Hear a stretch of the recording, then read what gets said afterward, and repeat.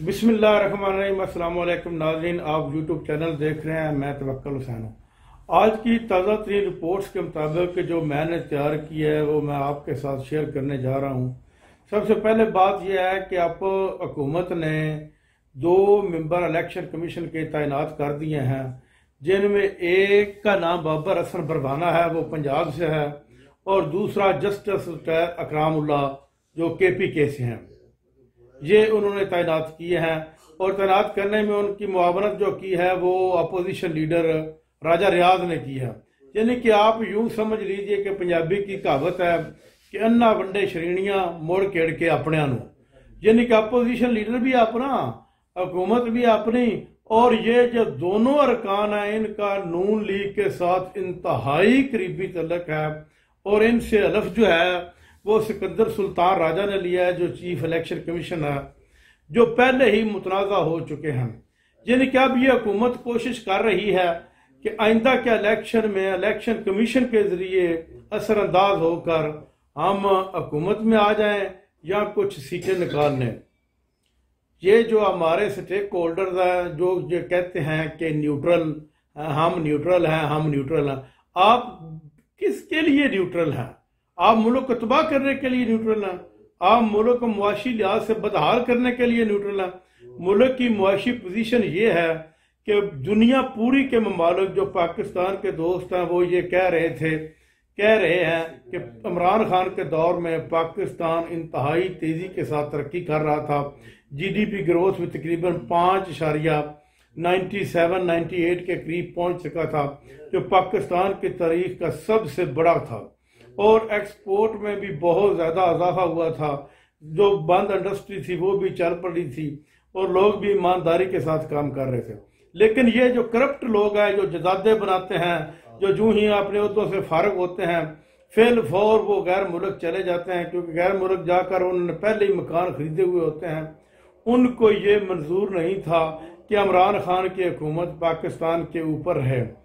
Neutral ने जो फैसला किया है इस इम्पोर्टेड हुकूमत को लाने के लिए, जिसको ना अवाम तस्लीम कर रही है, ना कोई दुनिया का मुल्क तस्लीम कर रहा है, और ना ये इनको खुद के ऊपर अपने ऊपर इतबार है। ये ऐसी हुकूमत है जो एक दूसरे के ऊपर करप्शन के इल्जाम लगाते रहे हैं, लेकिन आज मिलकर बैठ गए हैं पाकिस्तान को तबाह करने के लिए।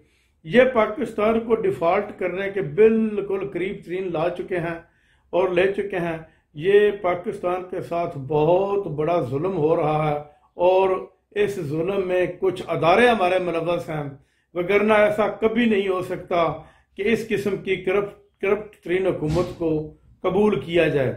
ये जो जब बेनजीर की 2-3 दफा हुकूमत खत्म हुई तो उसके ऊपर भी करप्शन के इल्जाम लगे, नवाज शरीफ की हुकूमत खत्म हुई तो उसके ऊपर भी करप्शन के इल्जाम लगे, जबकि फजल रहमान तो बेसिक ही करप्ट इंसान है।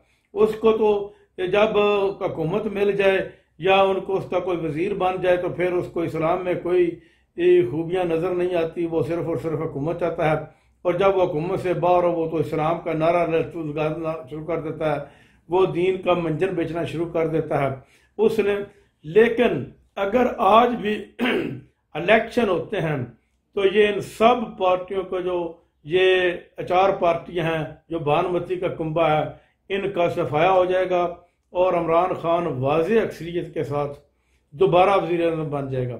लेकिन जहां तक मेरा ख्याल है कि ये इलेक्शन नहीं होने देंगे, क्योंकि इनकी करप्शन को रोकने, इनकी करप्शन को बढ़ाने के लिए या इनको करप्शन को इजाजत देने वाले पीछे बैठे हुए हैं, जो इनको लेकर आए हैं, जिनमें वो आप लोग सब समझते हैं हमारी फौज बहुत अच्छी है, लेकिन फौज के कुछ साहिब इक़्तिदार लोग जो आला ओहदों के ऊपर फौज के बैठे हुए हैं, वो फरोख्त हो जाते हैं। वो जो करते हैं वो होता है, फौज का इसके साथ कोई तल्लुक नहीं।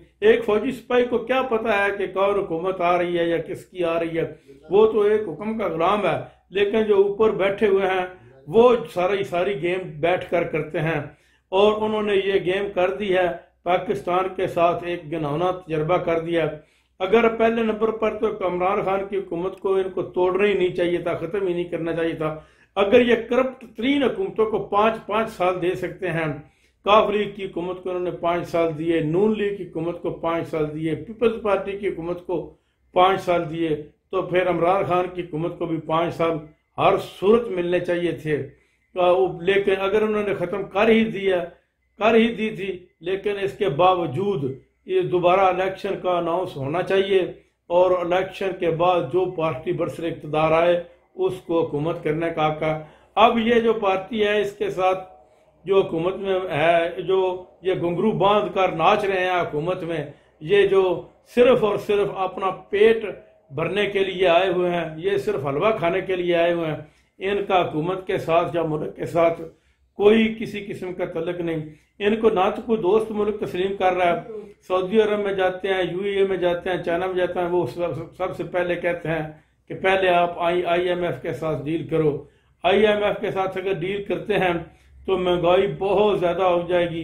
पहले ही 230 रुपए के लगभग, 260 रुपए के लगभग जो घी की कीमत बढ़ चुकी है और 206 रुपए के लगभग क्योंकि ऑयल की कीमत बढ़ चुकी है। अब और मुर्गी जो है, जो मुर्गी बेचने वाला है जिसको हमजा कुकड़ी कहते हैं, वो जो हमारा वजीर आला पंजाब है उसकी सारा मुर्गी का कारोबार है। उसने मुर्गी के गोश्त को जो गरीब आदमी पहले लेकर अपनी औकात के मुताबिक खा लेता था और अपनी बच्चियों का या बच्चों की शादियों के ऊपर ये मुर्गी को इस्तेमाल कर लेता था, वो हमजा कुकड़ी ने उस मुर्गी को पर लगा दिया। अब वो मुर्गी 500 550 से नीचे नहीं आ रही क्योंकि उसका तो मुर्गी की कारोबार है और वो उसने मुर्गी की कीमतों में बहुत ज्यादा इजाफा कर दिया है। महंगाई करने वाले ये जो हमारे एंकर थे, ये जो हमारे टीवी चैनल के में बैठकर प्रोग्राम करते थे कि अब नहीं बोल रहे क्योंकि ये भी पैसे खाते हैं।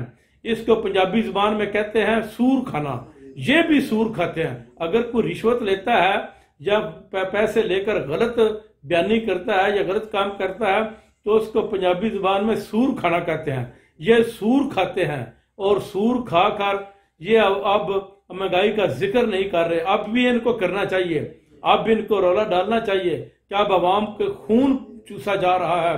ये इम्पोर्टेड हुकूमत जो है वो आवाम का खून चूस रही है। ये जो हमारे क्राइम मिनिस्टर हैं, जिसको आप इम्पोर्टेड मिनिस्टर कह सकते हैं, जिसको आप साम्राज्य मिनिस्टर कह सकते हैं, जिसको आप अमेरिका नवाज मिनिस्टर कह सकते हैं, जो अमेरिका अपनी मर्जी के साथ लाया है, वो तुर्की के दौरे पर जा रहे हैं 54 अफराद के साथ, यानी कि 54 अफराद का काफिला लेकर वो तुर्की के दौरे पर जा रहे हैं और इतने बड़े इश्तिहार दे रहे हैं, लाखों और करोड़ों रुपया इश्तिहारों के ऊपर वो खर्च कर रहे हैं। इमरान खान ने रुपया जोड़कर इस अवाम को सब्सिडी दी थी, इस अवाम को सहूलियात दी थी, जो सब की सब इस इम्पोर्टेड हुकूमत ने वापस ले लिया और मुल्क को एक तबाही की तरफ ले जा रहे हैं। अब भी अगर जल्द इलेक्शन ना हुए तो दिन ब दिन ये मुल्क डिफॉल्ट होने के करीब चला जाएगा, बल्कि यही हुकूमत इसको डिफॉल्ट करके चले जाएगी। जो हमारे स्टेक होल्डर हैं वो भी यही चाहते हैं कि ये मुल्क डिफॉल्ट ही हो और हमारी मौजें लगी रहें, हमें कोई पूछने वाला ना हो। नाज़रीन, अब तक के लिए इतना ही। अपना ख्याल रखिएगा। अल्लाह निगहबान।